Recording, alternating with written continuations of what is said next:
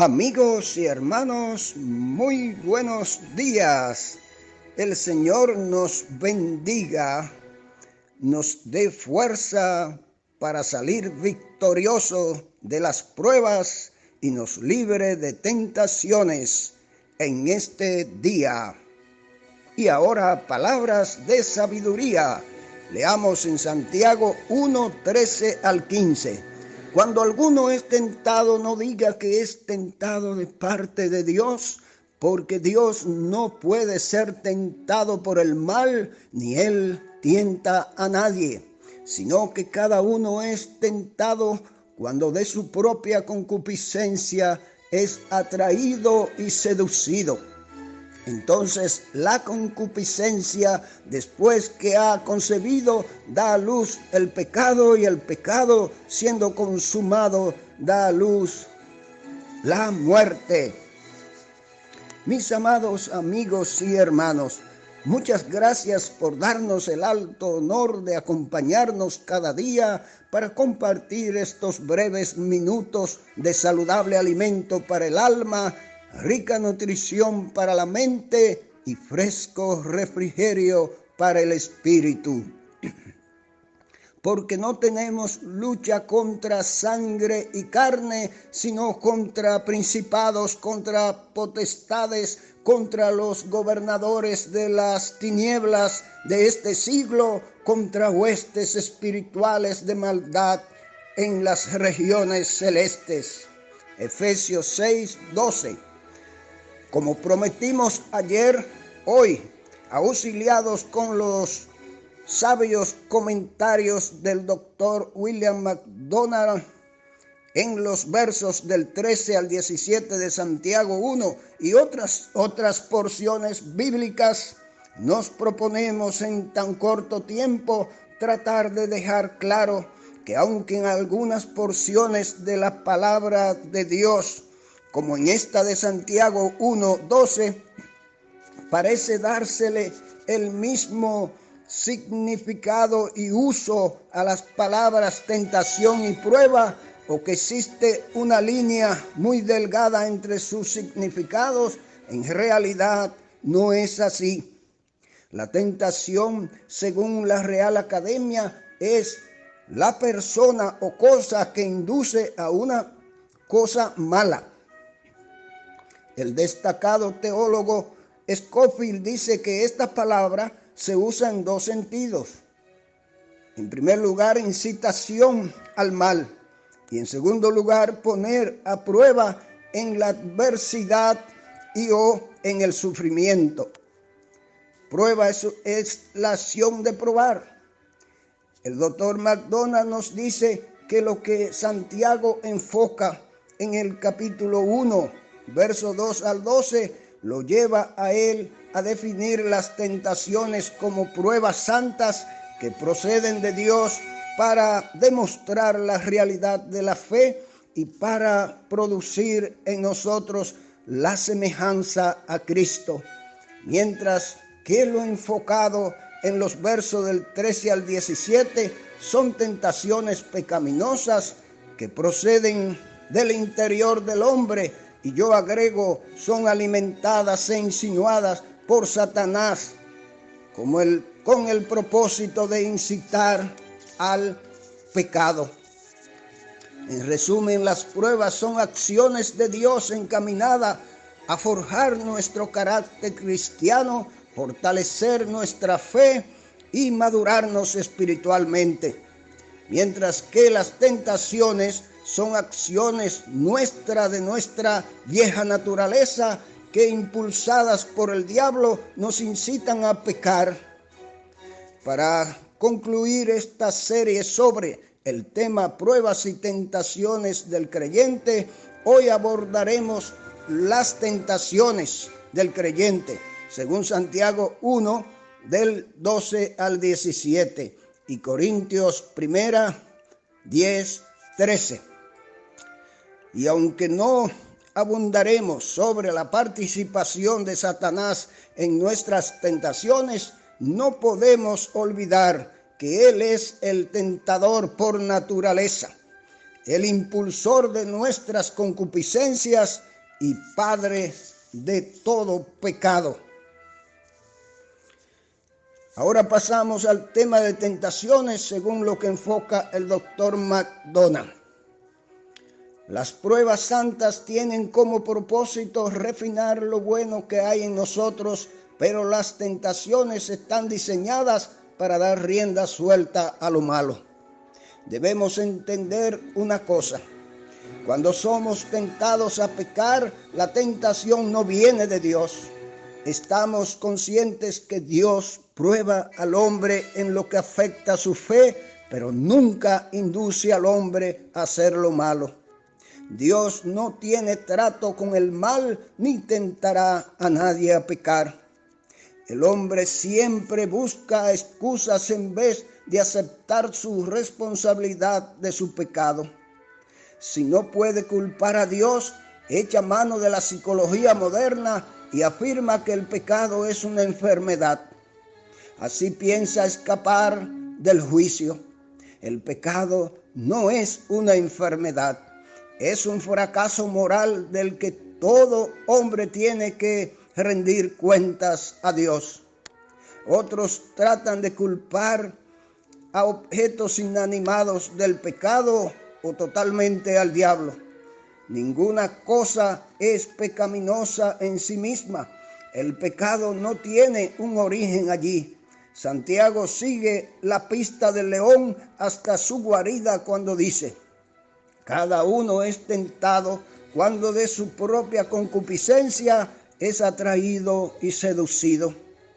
El pecado viene de adentro, de nuestra naturaleza vieja, caída, depravada y no regenerada. El Señor Jesús dijo: porque del corazón salen los malos pensamientos, los homicidios, los adulterios, las fornicaciones, los hurtos, los falsos testimonios, las blasfemias. La concupiscencia es el deseo de hacer lo malo, y aquí se presenta como una mala mujer que hace gala de sus atractivos para apresar a sus víctimas. Todos tenemos concupiscencia y apetitos impuros que nos incitan a pecar. ¿Somos víctimas inocentes de estas fuerzas internas? De ninguna manera, porque podemos expulsar esas ideas de nuestra mente y pensar en lo que es puro y santo. Además de esto, en el momento de tentación podemos invocar a nuestro Señor, sabiendo que torre fuerte es el nombre del Señor. A Él correrá el justo y será levantado. En vista de eso, ¿por qué pecamos? La respuesta está en el verso 15. La concupiscencia, después que ha concebido, da a luz el pecado. En vez de expulsar el pensamiento impuro, lo saboreamos, lo alimentamos, y esto se compara al acto matrimonial. La concupiscencia concibe y nace una criatura horrible llamada pecado. Otra manera de decir esto es que si invertimos suficiente tiempo pensando en una acción prohibida, no tardaremos mucho en llegar a hacerla o cometerla. Este proceso se ilustra con toda claridad en el incidente de David y Betsabé. Y el pecado, siendo consumado, da a luz la muerte, dice Santiago. El pecado no es estéril, tiene cría propia.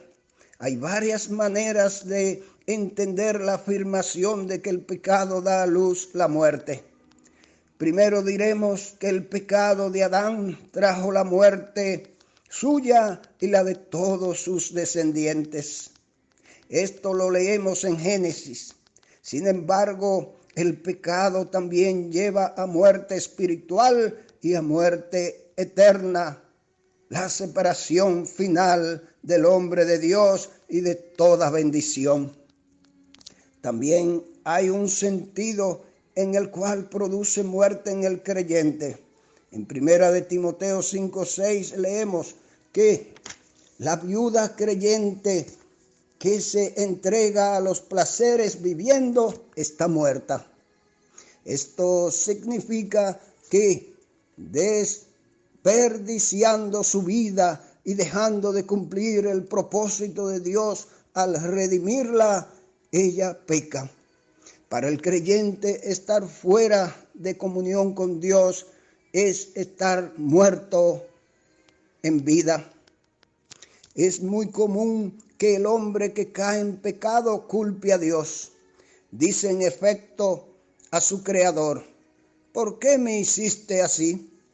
Pero esto es un error. Solo cosas buenas vienen de Dios. Toda buena dádiva y todo don perfecto viene de Él. Santiago describe a Dios como el Padre de las luces. En la Biblia la palabra Padre a veces es sinónimo de Creador. Por lo tanto, podemos decir que Dios es el Creador y la fuente de las luces. ¿A qué luces se refiere el versículo? Ciertamente incluye los cuerpos celestes, el sol, la luna y las estrellas. Sin embargo, Dios también es la fuente de toda luz espiritual. Toda luz se deriva de Él, pero en Él no hay mudanza ni sombra de variación. A diferencia de los cuerpos celestes que sufren cambios y cuya luz merma constantemente, Dios no cambia, es eterno y constante. Tal vez Santiago piensa no solo en la pérdida de luz que sufre el sol y las estrellas, pero en los cambios de posición de estos cuerpos en relación a la tierra a causa de su movimiento de rotación. La sombra de variación puede ser una referencia a las fases de la luna o a las sombras que se producen al atardecer por la rotación de la tierra. O puede ser una referencia a eclipse. Un eclipse de sol, por ejemplo, sucede cuando se interpone la luna y arroja su sombra sobre la tierra. Dios no tiene estos cambios. En Él no hay mudanza ni sombra de variación y sus dones son tan perfectos como Él mismo. Es inconcebible, por lo tanto, que Dios incite al hombre a pecar. La tentación sale de la naturaleza depravada y pecaminosa del hombre. Antes de terminar, examinemos nuestra fe ante las tentaciones al pecado. ¿Saboreamos los pensamientos impuros que llegan a nuestra mente o los expulsamos de inmediato? Cuando pecamos, decimos que no lo pudimos evitar. ¿Culpamos a Dios cuando somos tentados a pecar? Oh, mis amados hermanos, Dios nos ayude a reflexionar sobre esto. Y amigos, ustedes, por no tener la guianza y control del Espíritu Santo, son víctimas de toda tentación. No hay fuerza espiritual en usted para poder enfrentarlas. Necesita de Jesucristo. Acuda a Él antes que sea demasiado tarde.